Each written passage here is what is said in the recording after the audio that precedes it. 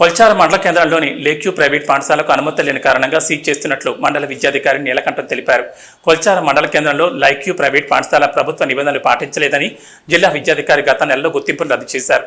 పాఠశాల యాజమాన్యం అనుమతి లేకుండా పాఠశాల నిర్వహిస్తున్నారని మండల విద్యాధికారి నీలకంఠం పలుమార్లు హెచ్చరించిన అనుమతి లేకుండా పాఠశాల నడిపినందుకు బుధవారం సిబ్బందితో కలిసి సీజ్ చేశారు.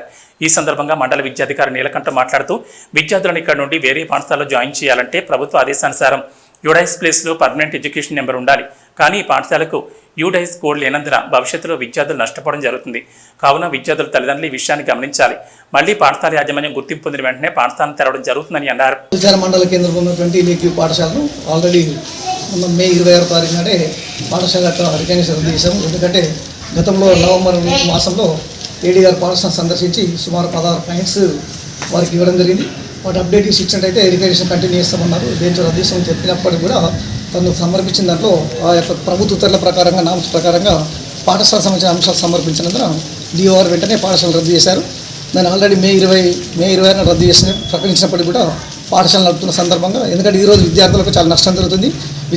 ఇంకోటి ఈ పాఠశాల యొక్క విద్యార్థులు యూడీఎస్లో ఎక్కడ కూడా లేరు.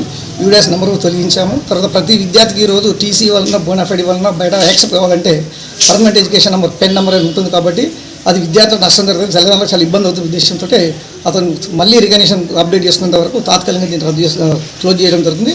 ఒకవేళ వెంటనే డిఓఆర్ దగ్గరికి వెళ్ళేసి మళ్ళీ పర్మిషన్ తీసుకుంటే ఏదో పాఠశాలను పునః ప్రారంభించడం జరుగుతుంది.